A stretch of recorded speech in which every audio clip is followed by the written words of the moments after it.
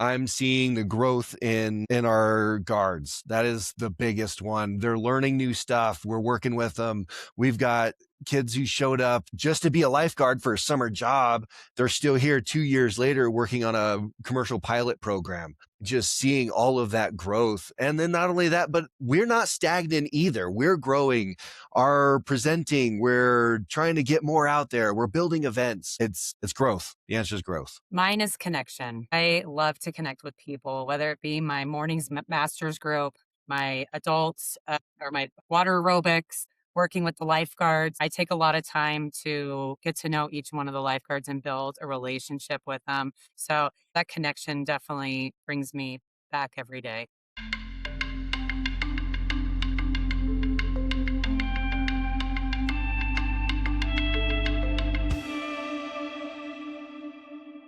Welcome to the AOAP's Discussion from the Deep End, a podcast for aquatic professionals by aquatic professionals. We're here to share real stories and practical ideas to help you run safer and stronger aquatic programs and facilities. I'm Daniel Peters, your host, and I'm joined today by my co-host, Kirsten Barnes. AOAP is a nonprofit dedicated to improving aquatic education, recreation, and safety through training, resources, and community. Today, we're talking to two people who understand how a swim center can be much more than a place to swim. Special events, school partnerships, youth employment, community programming, and everyday operations all come together in one facility that clearly plays a big role in the life of the Carson Valley community. That's right. We're excited to welcome Justin Grosse and Sarah Davenport from the Carson Valley Swim Center in Minden, Nevada. Their facilities built a strong reputation, not just for aquatics programming, but for creative community events like the underwater Easter egg hunt, underwater pictures with Santa, flickin' floats, and more.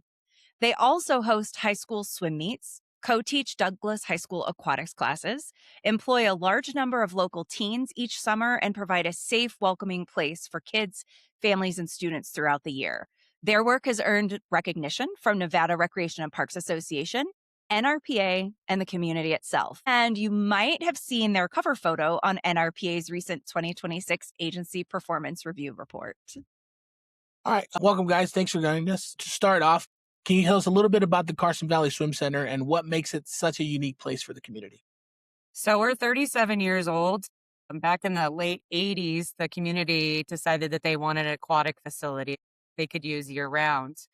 So they put together a bond, passed it, went to vote, and the community supported us.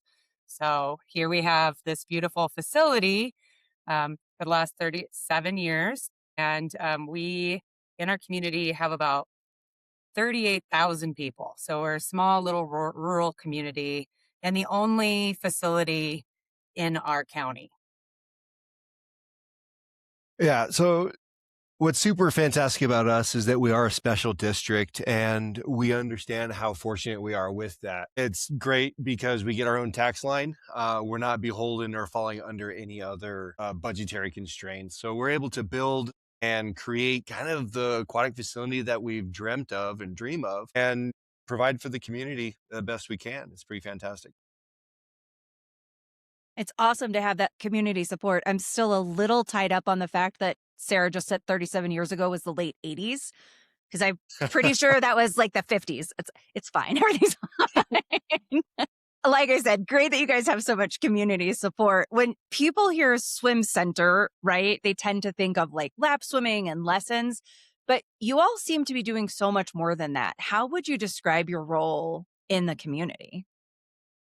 I think that our aquatic facility is a place to promote health, safety, recreation, and a connection. We're really connected with our community members that use our pool daily. You know, we have people coming in and writing us 15-page papers about how we saved their lives and how they're, walking again for the first time. And just having that connection is really special. Yeah, the community aspect is definitely a huge reason why we're here. Yeah, the community, I feel like, plays a big piece. Since the beginning, I'm sure they've been a big part. What are some of the core priorities that guide you in the way you program and operate the center? Well, safety is always our number one priority. And then just with creating that safe environment for all of our guests and staff. And then alongside that is customer service, creating an experience for our guests daily. So tagging along with that, that inclusivity part is super important to how we operate and why our facility is set up the way it's set up. To having several different bathroom options, to having an activity pool for kids, to having lap pool for adults, and outside pool for more play and laps over there. It's just trying to include everyone in every age group and every dynamic is a big part of how we do that, and we do it safely. I love it. And you guys talked a little bit about the way that you're being inclusive through design, but Sarah also mentioned this idea of creating these great experiences. What do you guys think that you do really well when it comes to creating those experiences that serve families in your community? I would say number one is the connection, that bond that we have with our guests. We have the same people coming in every single day. And we know that some of these seniors, this might be the only conversation that they have all day long. And to have that connection with them. Well, and that's not just with us and our staff, because our staff have that connection and have that rapport with them, but that they also meet with each other and they talk to each other. Someone didn't show up because she ended up falling super sick and ended up in the hospital. So another gal came in who was one of her friends and regular, and we all ended up signing a card and she brought it to her in the hospital. It's just one of those kind of small town things that's kind of nice. That's what we all hope for in our centers, right? Right. We are the quintessential Hallmark community. What's one thing you wish more people would understand about what it takes to run a facility like this well? Oh, the overhead, like the budgeting. How much does it actually cost for a facility to run and stay open? And it's not just paying the employees, it's the power, it's the water coming into the facility, the gas to heat the water. And then we have to figure out everything on top of that. And just that budgetary asset that people don't necessarily see. And then there's also that maintenance aspect on top of it. So it's not just having the infrastructure, the things, the pieces, and the parts. It's being able to maintain and rebuild and have to replace a lot of those assets that you have. So I think that's a huge miss on what people think like, oh, it's already building, it's there, it's operating, we can just go in there. Like, no, there's a pretty big financial piece in order to keep it functioning.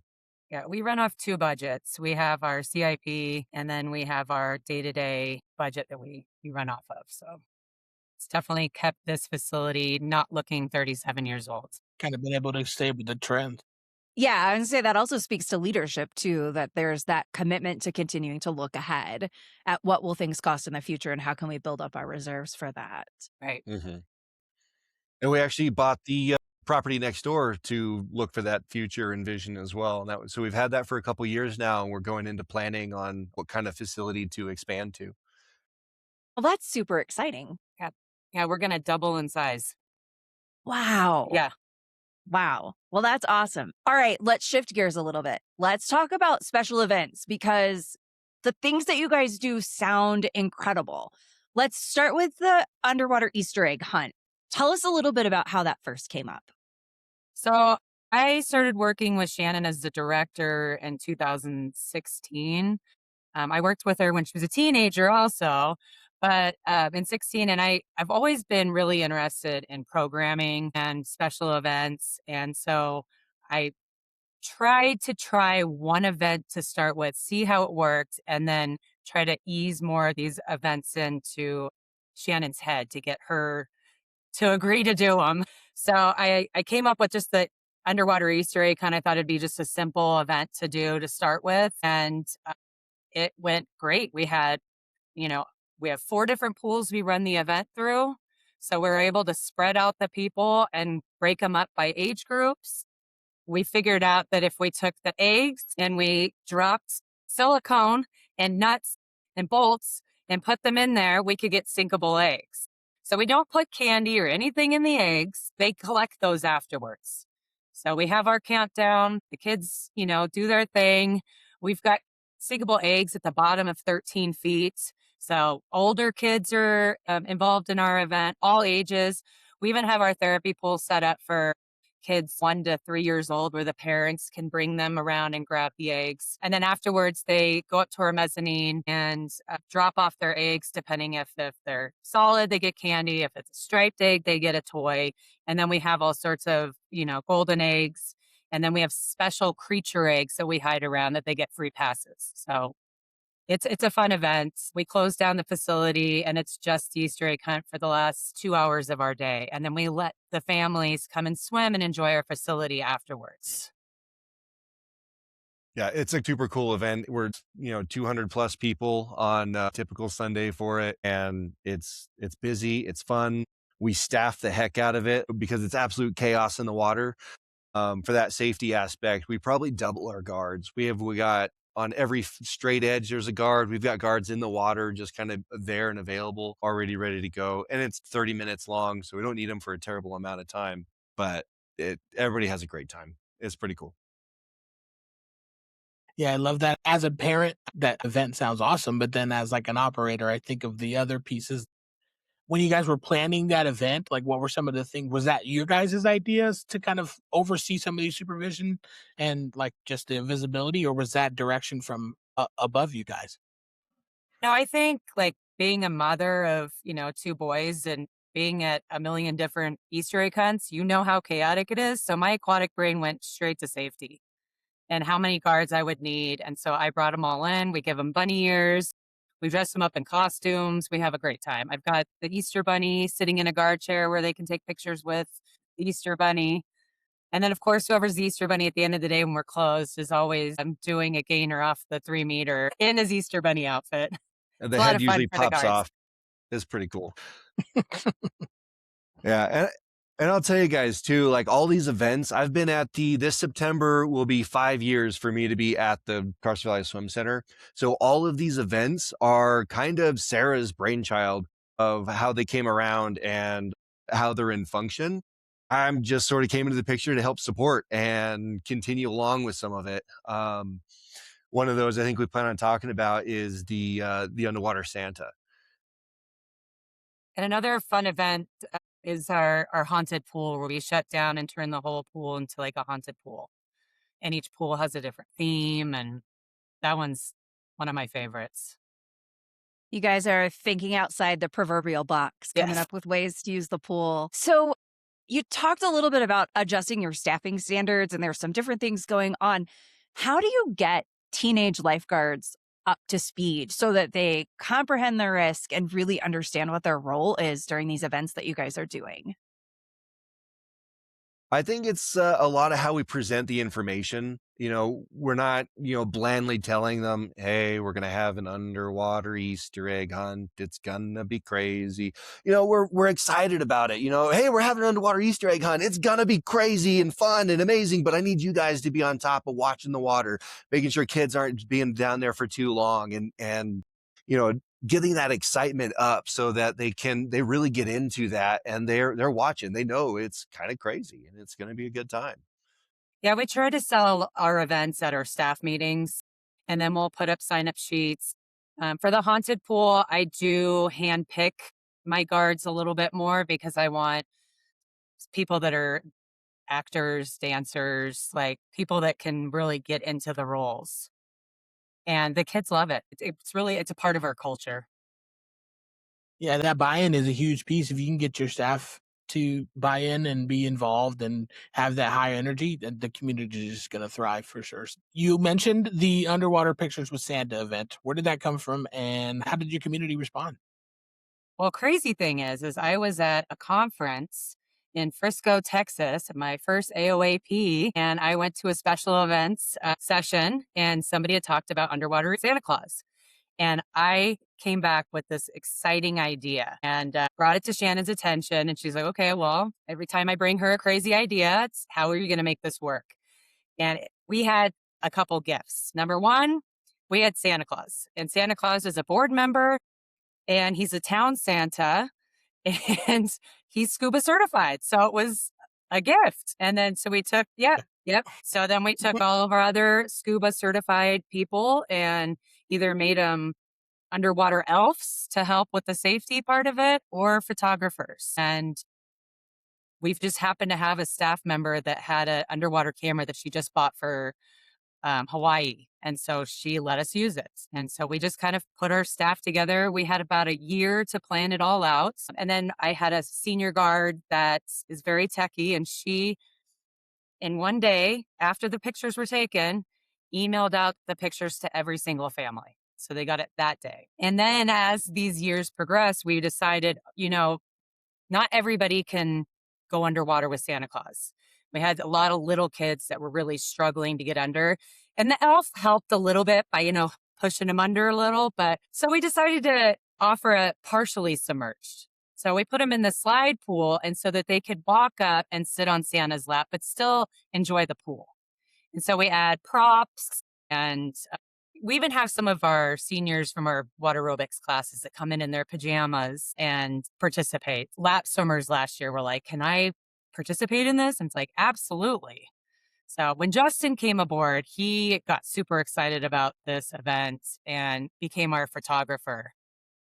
I don't know Yeah. if you want to talk about it. Yeah, I can. It's absolutely. It's a pretty cool story. So Sarah came up with the idea. She had all this fantastic stuff going on, and our maintenance person who is scuba certified ended up being the photographer that year. And then the following year, another huge thing happened, and we actually replaced all of our pool filters, which clarified our water immensely. So the clarity in the pictures turned out a ton better. We used the same camera, same lens, everything, but you can see a noticeable difference. But those first year pictures, I was actually deployed. I was in Jordan, and my wife had taken the kids to the pool. And so I got these underwater Santa pictures of my children. And I was like, oh, that's actually pretty cool. And it was one of those reach back to home sort of moments for me. Don't happen too often. I usually kind of stay in the background, kind of do my thing. But this one really hit.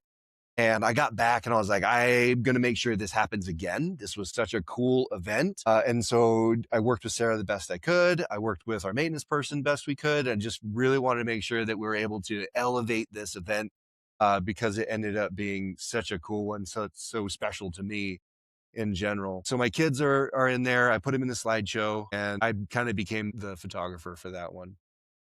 And so every year we're trying to build and make it grow a little bit more. That's awesome. What a great reminder that the things we do in our communities can really stretch out and connect people even when they can't be there. That's amazing. To the other side of Love the it. world. Yeah. It Yeah, was cool. that's really awesome.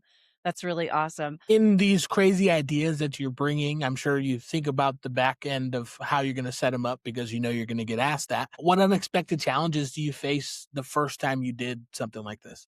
Challenges. We did a lot of practicing beforehand, but I think it's the day of, you're not sure how many people are going to show up. The first year, my challenge was to have everybody fill out their photo release and their paperwork so we can get all their information. And I thought it would be easiest to number them and call people out by numbers, and everything kind of fell apart, not knowing how things were going to work. But it was fine. It was perfect. It didn't work the way I envisioned it, but it still worked out. And then just the other challenges with this event, the Underwater Santa, is getting the kids and the families to go under and sit still. Yes. I'll say as a photographer, that is such a difficult one. Just going down, especially if it's a big group. So we've got some pictures of 2 families, 10 people. They're all trying to hold their breath at the same time. And they're just, one half is down, the other half is up. Then the other half is down, and the other half is up. It's all right. So that's when the elf really helps, or another diver, usually Dave.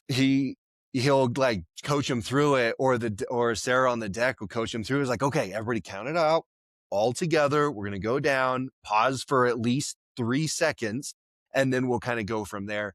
And I tend to try and snap as many photos as I can. It's not about the one that you can get. It's about the one in the 15 that's going to be good enough at this point.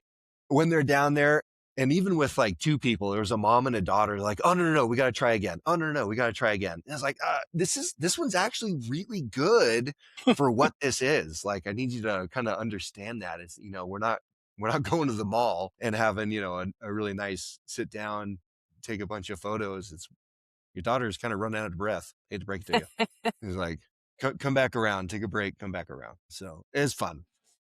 That's all that you guys had it all planned out. And then just like always, the people who come to our events force you to completely change your plan, right? Yeah.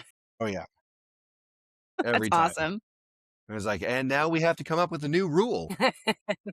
I love it. So tell us a little bit. So you guys do a flick and floats, right? So movies at the pool. Do you find that that helps you bring in people who might not otherwise come to the pool and get to know your facility a little bit? So we just changed our flick and floats to our family Friday nights. So it's every third Friday. And yes, there's some Friday nights where we'd only have 5, 10 people show up in the middle of winter. And then you add those flick and floats in, and now we've got 20. So yeah, we get new people in there for sure. And then now the thing we're trying to do with our flick and floats is we're trying to make them more interactive. So this last one we just had was a Little Mermaid, and we had our guards in mermaid tails swimming around through the crowd of people. We do a Jaws night where we've got our guards with shark tails on or fins on. And then in the December one, we do Elf the movie, and we have Elf come out in his costume and throw snowballs at everybody. Those little cotton snowballs. And then everybody has a huge snowball fight during that one scene in that movie. So trying to make it a little bit more interactive. So we're looking to do more movie nights like that in the future. To be clear on that one, the guards are off rotation. They're not guarding and swimming around. We Yes. have there's that key component of safety. We're still driving home here. Yes.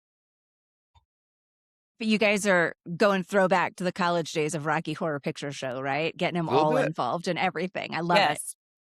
I don't think we'll do Rocky Horror though. May not be family friendly. PG only, right?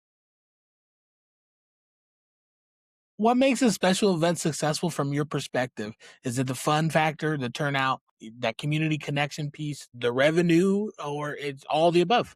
It's all the above.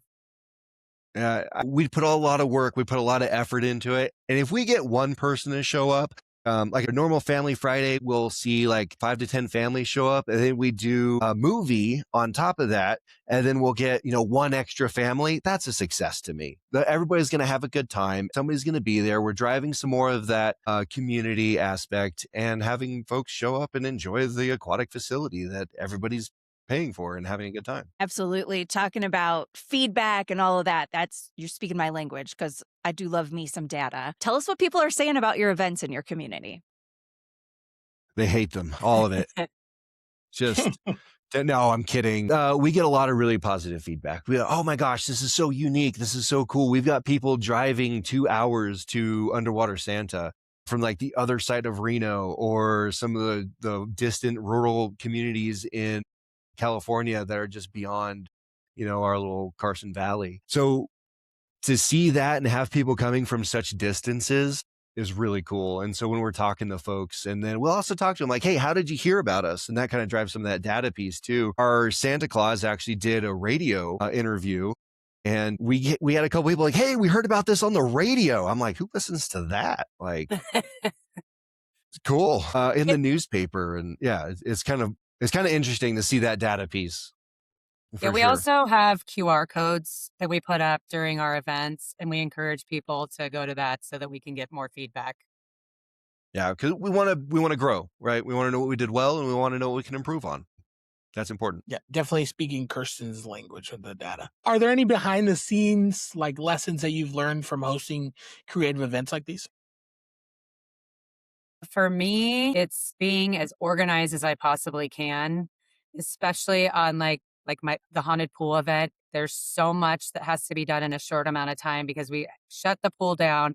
We have to decorate the entire facility in 3 hours. And when you're trying to work with teenagers, it's like herding cats. So I make checklists and I break them up into groups and give them tasks to do. The years before, I just work myself to the bone, just trying to do everything myself. So I've learned to be more organized and spread the work out. Yeah, when Sarah introduced her checklist, that really helped a ton. I've made it to a couple of the haunted Halloweens. It'd be like, everybody's just going to Sarah. What do you need next? What do you need next? What do you need next? And it's like, all right, this has to stop. Having that checklist, dividing it out into groups. Yellow team, you're in charge of setting up the circus tent or whatever it might be. And it's like, refer to your list, okay? And see if that's done and start working on that. And that was a huge eye-changing factor for sure. A great lesson for all of us. You've got to learn how to delegate, right? There's Yes. only so much of Sarah to go around. So other than the herding cats part of it, which by the time your people get there, right, they're like, oh, look how organized this is. Tell us something that you think looks really easy to the guests at your event, but operationally is very complex. I just think that whole process, like if you're organized, the guests should know it was a chaotic event beforehand. So, like I said, just being organized and focused on, getting tasks done on time. Because a lot of our events take a lot of planning months beforehand. Our back room back here just becomes Sarah's workshop. And I'm bringing all my totes in and I'm organizing, whether it's Easter egg hunts or costumes and seeing what needs to be ordered. So it's taking the time. Yeah, I think that's one of Sarah's goals for sure is our event should appear effortless to our guests. And that's really one of the key points that she drives for. To be able to have someone in that position so that when you've continued to do these and now Justin, you've joined on board and sounds like added to them. That's awesome to have that in your team. Is there any one mistake you'd warn others to avoid as they're planning these special events? I think the biggest mistake is just not having enough staff and having the guards. One of our haunted pools,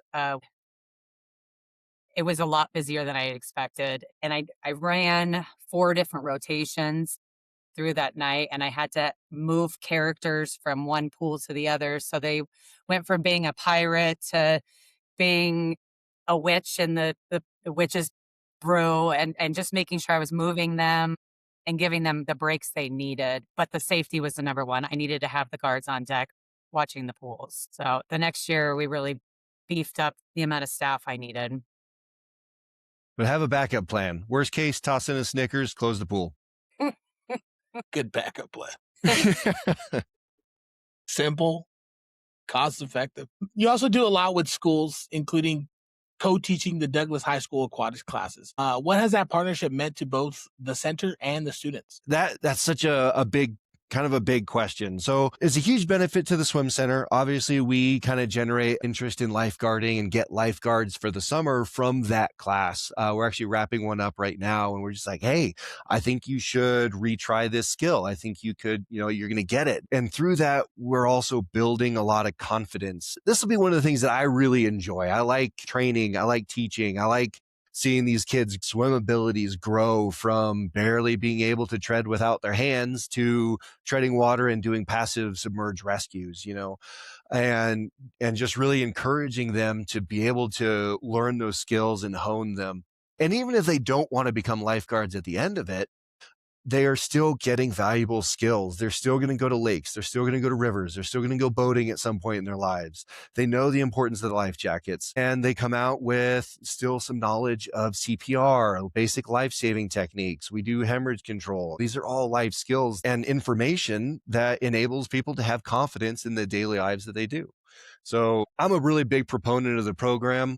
I had it when I was in high school, and it's kind of how I got into lifeguarding was through that class. And it is just a really cool system. So if your pool doesn't have that, reach out to your local high school and see if you can start a PE credit aquatics program, because it is phenomenal. That's awesome. So you're building water competency, you're building your lifeguard pipeline.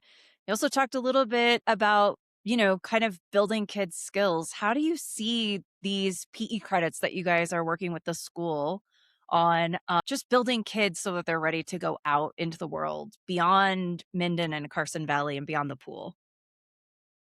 So it's just they're in high school. They're doing a lot of the independent work. They might have a little group work where they're doing something in an English class. But the lifeguarding and the aquatics really drive that teamwork aspect. They may not always be in a sport. They may not always be doing these things. And then they generate this interest. A lot of them have actually moved on to join the swim team. But the skills in general to work together to pull somebody my size, I'm 6'4", 250 pounds out of the deep end is not an easy task. Especially with our high gutters. So they have to work together. They understand the value of that teamwork in a real world application. It's not just, a group project and they'll have to present or one spokesperson in the classroom or something along those lines. It really drives that aspect into their lives, and they build a lot of friendships and relationships in the class that we can see them grow. And we really push for the encouragement aspect, not oh, they're not doing very well. It's like, you can work with them, you can help them. Go pretend to drown again, they'll rescue you, and they're going to get better. And it's really cool to see that general growth. In the springtime, you guys hire a large group of local teens for lifeguard and cashier positions. What does that seasonal workforce mean for the center? It's pretty essential going into summer to have the workforce that we need, because we are extremely busy in the summer. We're the only aquatic facility that has the unique amenities, with all of we have 2 different rock walls. We've got a 3 meter, we've got a 1 meter. So we have people coming from all over northern Nevada, a lot of the California small towns and cities that are local, and our own community. So, in the summer, we're working probably 25 guards a day. As many guards as we can get out of the aquatics class is helpful for us. Yeah, that seasonal staff is critical. Crucial and critical. I think everybody listening probably has their own answer to this, but what do you all feel that your young team members gain from working at the swim center beyond that very, very precious paycheck? Our goal with our employees is to make them a better employee for the next person we hand them off to. So we really work hard on building them up to be a good employee. By a lot of Showing up on time. by mentoring, coaching, getting to know them, connecting with them. We really try to be a little bit more of a close knit. It's that stepping stone. We understand lifeguarding is not typically going to be like the end all career for a high schooler. It does happen, though rarely, or they'll come back to it later like I did. But trying to introduce them to that job responsibility. And we also understand that we're pretty tertiary, schools first, families in there, and we're burrito money. So You mentioned that many of these students go on to different careers, different fields, if lifeguarding isn't necessarily for them, but some of them with lifeguarding, it takes them into that path of firefighter, paramedic, in nursing, even law enforcement and military. How does the aquatic experience that they gain either in the class or for working with you guys help prepare them for those paths? Right now, the hospital in Carson City, the ER is full of Carson Valley Swim Center nurses. So all of them grew up lifeguarding and learning these basic skills and burn that fire of becoming a nurse and helping people for their careers. And the same thing, we've got paramedics all over the place that were involved with our programs, whether it was aquatics or our high school swim teams. And it's always nice when they come in, bring their families in now. And we've got wildland firefighters that are taking the summer off to fight fires. So we definitely touch all of these careers and help get them excited about those roles. yeah, it really pushes that first responder mindset. And we push that first responder mindset. If something happens, you're there. You need to react. You need to take care of the situation and problem solve. And I think a lot of them learn that they like that aspect of life and pursue it as a job or career. How incredibly lucky are we that we get to influence the next generation Yes. of those folks? That's awesome. Well, very clearly, the swim center serves as much more than just a recreation space. How do you balance fun programming with safety and instruction and giving access to all these different user groups? First and foremost, it's giving them the memories that they want to come back, and just those connections, experiences and connections that we create for our communities. Very big, very good question, very large question. Ultimately, I don't know that we balance it as we're just available. We're here. We're here for you. We're here for the community. We're here to drive those things, and we're open. We are open more than any other facility that I've personally seen, going into some. We open it to the public at 5:30 in the morning, Monday through Friday, and close Monday through Friday at 7:30. At no point do we not have somebody swimming in our facility during that time frame. Albeit a couple days in December, there might be 30 minutes where somebody isn't doing laps. but that's the honest truth. Like, we are open and available, and we open to the public for recreation swim at 11 o'clock. We maintain lap swimming availability through all of that time as well. And we're utilized. And that's kind of where it kind of comes from, and how we manage that water space for all of the different varieties of people. We're just available. We're here. We're open. You mentioned the different varieties of people and the utilization that you guys have at your facility. You guys serve groups from local elementary and middle schools, camps, boys and girls clubs, daycares, and even rural schools in California. How do you make sure that those visits are meaningful and manageable? Pre-planning and staffing. So here's to Kristen's data point. We do keep track of who comes into the facility to the best of we can. And it is such a wide variety. It is very close. It flip-flops a little bit from year to year, 50 plus and couple months to 10 years old. So is the two big dynamics and groups that come in and utilize our facility is going to be those. We want to be as available as possible. If a school group wants to come in and do swim lessons, I will never say no. I will grab Justin, myself, whoever's available, and I will make sure that we are able to give these swim lessons to these kids. Some of these kids coming from very rural areas in California that do not have pools, but there's rivers and lakes all around them. So it's so important to have that given to them, and I will never say no. Our school groups, we have our middle schools, elementary schools. We just had 2 of our elementary schools come in for free. They brought in their star students, and they had a great day on us. We meet them at the door. Anytime that we have a group coming in, we go outside, we introduce ourselves, we give out some rules, and we explain how much fun they're going to have.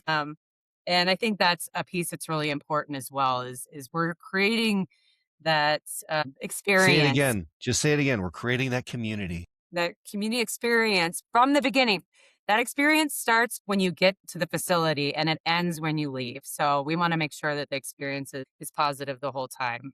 And our lifeguards, we really work with them a lot on how to talk to people when you're trying to enforce the rules. Teenagers like to yell and scream at kids all the time, but we have to explain to them the why. Why do we have these rules, right? And explain this is for your safety. So we do a lot of training with the guards on that. I know somebody listening to this is thinking, wow, you have a lot of groups come to your facility. Do you all have communication? Do you ask people to say, hey, we're coming beforehand? Do you have communication with groups before they come about ratios? How do you kind of set the stage for those groups? So we have a big calendar in our office, and it's pretty full. And our front manager that manages the cashiers, she's kind of managing the calendar and who's coming in. And so we make sure that if we have a school group of 300, that nobody else is coming that day. And then typically in the summer, we'll have 3 to 4 groups come in, and they're about 40 to 60 kids each. So we try to manage that, and also what time they're coming to the facility. Yeah, a little bit of overlap, 30, 40 minutes is okay for us to be able to manage the facility when they bring in, 300 kids. But that time frame will then shift, and we'll continue. They'll drop back down to 150 to whatever kids that is. So like a little bit of overlap's okay. Talk to us a little bit about what it takes to create that community experience that you guys were just talking about, where kids don't just come in to swim, but also they hang out after school, they do their homework, you communally socializes and meets with one another. So we partner with our school district, and we have a activity bus that can transport them from the schools to our facility. And we're a safe place, so they can come into the facility, go to the mezzanine. We've got tables and grass areas that they can come in and use after school to wait for their parents or do their homework or wait for their kid little sister to finish swim team. So we have space available. We offer snacks, and because we're a special district, we can make sure that those snacks are priced at a very affordable, very close to cost on what we get them for. So space and drive. Food is really what brings them in. Food helps. We actually have some high school kids come across to have lunch at our place because we're cheaper than Dairy Queen or Maverick. Gas station. That sorry. is a small town right Yeah. there. We're going to go to Dairy Queen and have lunch. I love Yeah. it. You talked about where the tables in the grass area are. Is that part of lifeguard rotation? Do you assign a staff to watch that, or do the kids kind of police themselves? In the summer, we typically, in the middle of our day, part of the rotation is to go around the facility. The cashiers can see them for the most part.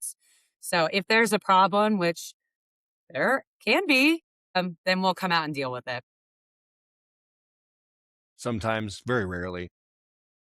Any teenagers that age with no oversight, you're gonna run into that sometimes. Absolutely. Like you said, not all the time, but Yeah, it's always in the boys' bathroom. I mean, true. The data suggests.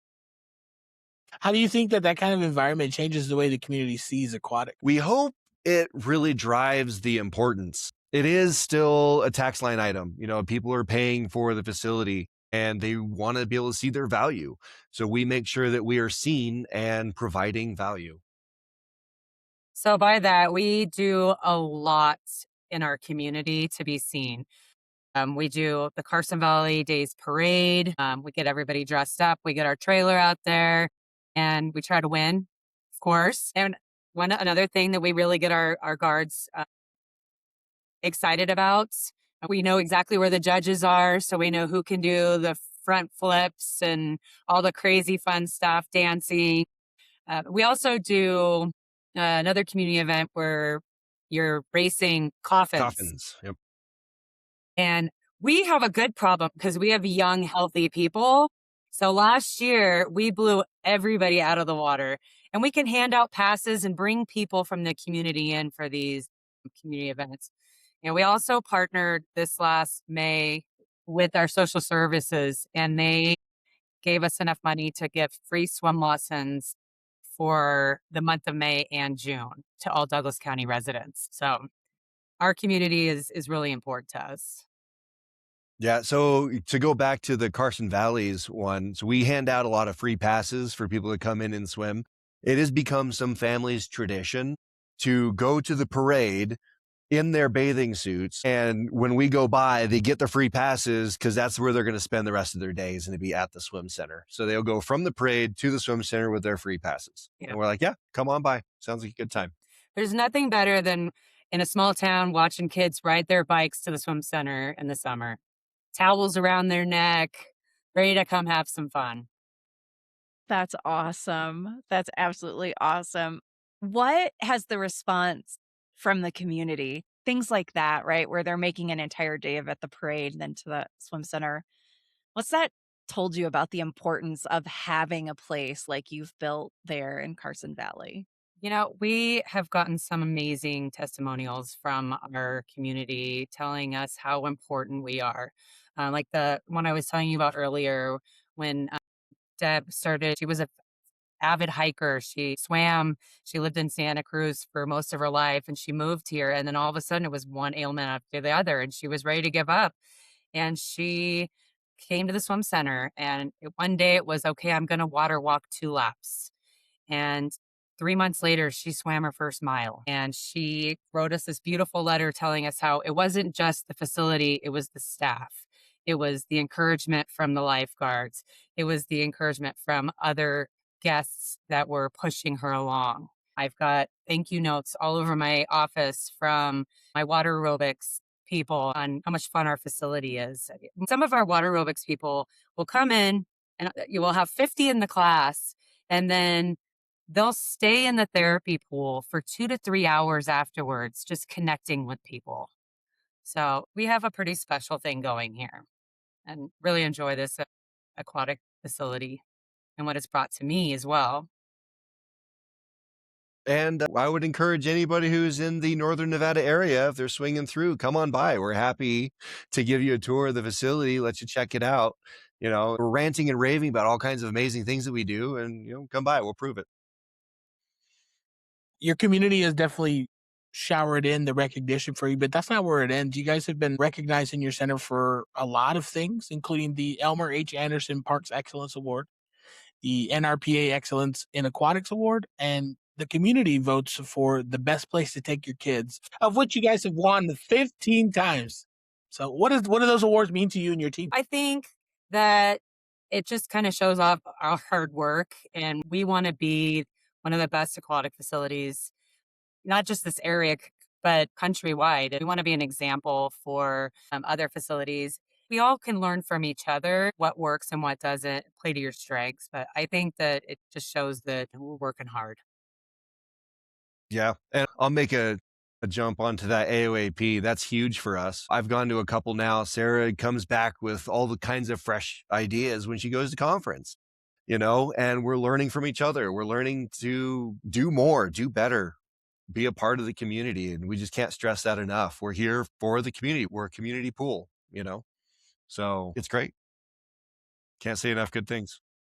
Any of those recognitions feel especially meaningful to you all?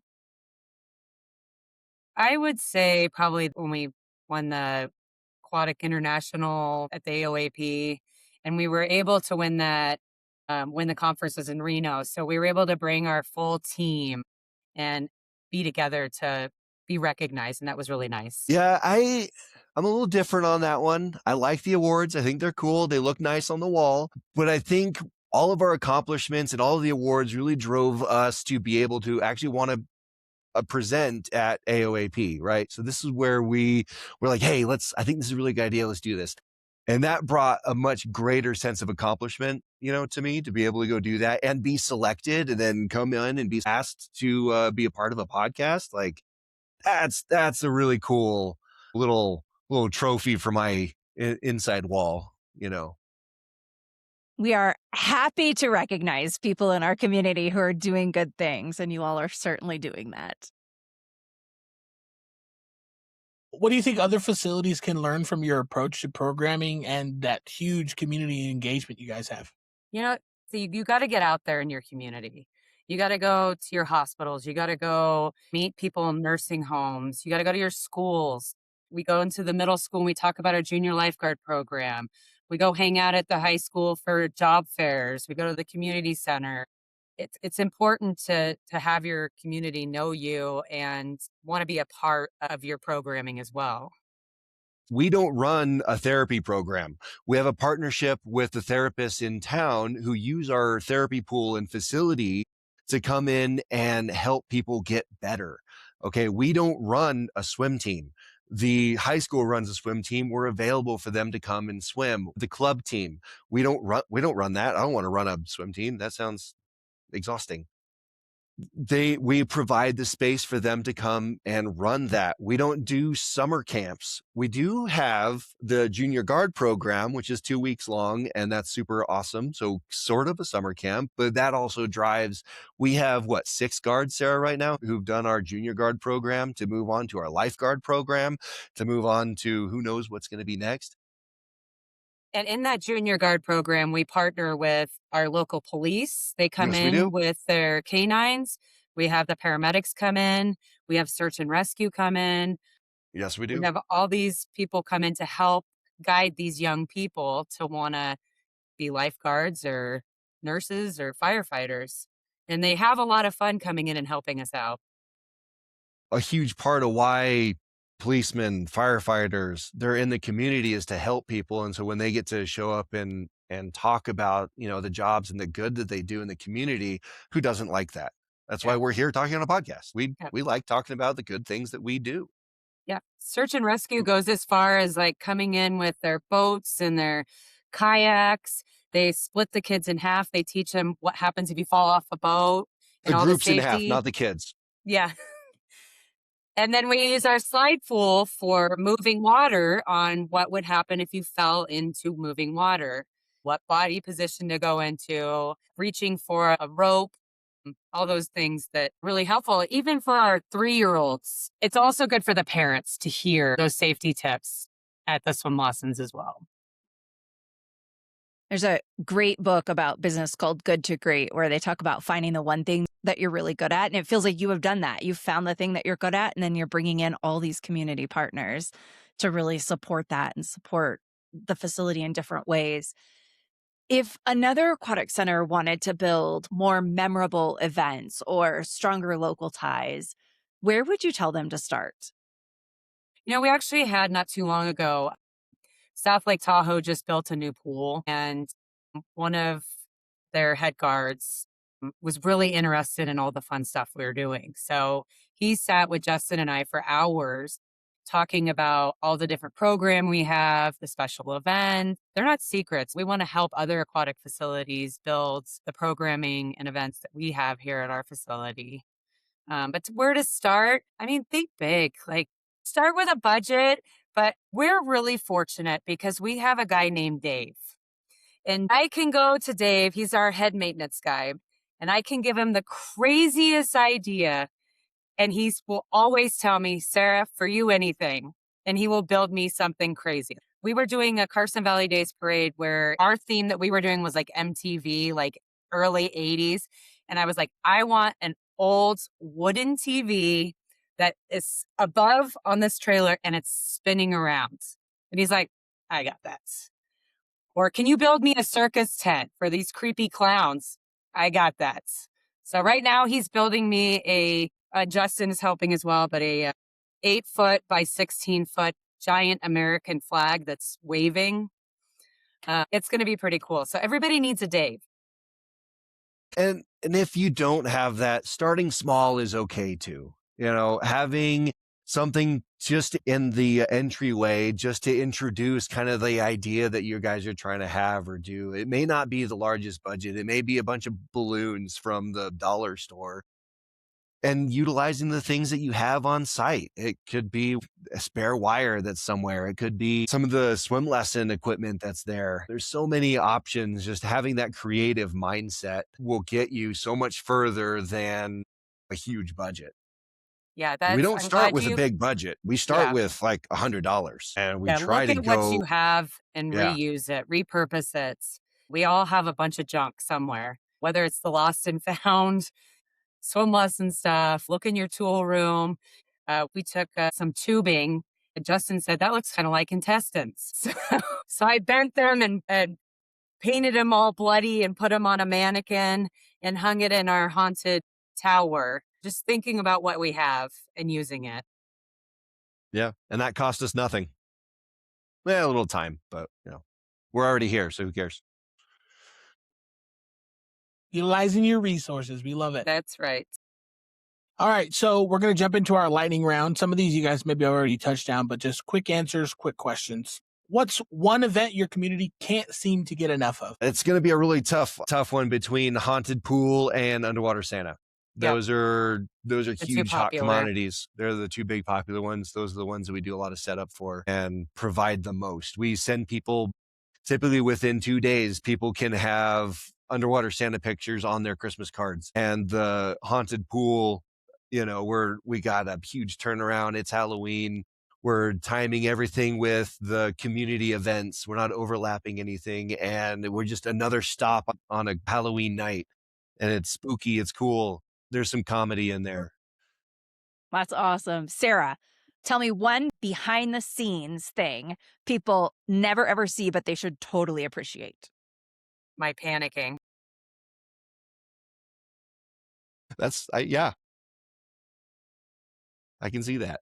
Justin, what is the most rewarding part of working in aquatics? And Sarah, I want to hear yours too after Justin. Growth. That is the most rewarding part. I'm seeing the growth in our guards. That is the biggest one. They're learning new stuff. We're working with them. We've got kids who showed up just to be a lifeguard for a summer job. They're still here 2 years later working on a commercial pilot program. Just seeing all of that growth. And then not only that, but we're not stagnant either. We're growing, are presenting. We're trying to get more out there. We're building events. It's growth. The answer is growth. Mine is connection. I love to connect with people, whether it be my mornings masters group, my adults, my water aerobics, working with the lifeguards. I take a lot of time to get to know each one of the lifeguards and build a relationship with them. So that's, that connection definitely brings me back every day. Okay, here's one for both of you. Give me one word that you would use to describe Carson Valley Swim Center. Water. Connection. I pick water. It's wet. How many bodies of water do you guys have? We have six pools. 6. Okay, Yeah, well, we have water's a good 4 news. pools inside. We've got our main competition pool, which is an L shape, 25 yard by 25 meter. We've got a therapeutic pool, a little activity pool that goes from like 1.5 feet to 2.5 feet. And then we've got a slide catch pool inside where we teach swim lessons. And then our 2 outdoor pools, we've got a 8-lane, 25-yard pool, and then a little family pool that are seasonal. We really try to keep our outdoor pool open as much as possible because we're running out of space inside. And we get super busy in the afternoons and evenings with swim teams, swim lessons, and having that outdoor pool and pushing those swim teams outside is very helpful. And we had a really mild winter this year, so we were able to stay open outside until December 20th, and we opened the outdoor pool February 20th. So, I mean, we were pushing the swim team outside a lot. Well, then water is a great word to use. Yes. It's wet. This last one's going to be for you, Sarah. What's one idea you'd love to try next? Where do I start? What do I want to try? I wanted to do a Taylor Swift night and have like an area where the kids could make bracelets, but I don't know if Taylor Swift is as hot as she was a couple years ago. I think I would like to do a night with some of our special needs in our community and do like a sensory event and have different activities for our community to come in and experience the facility in a quieter manner geared towards events towards them. So.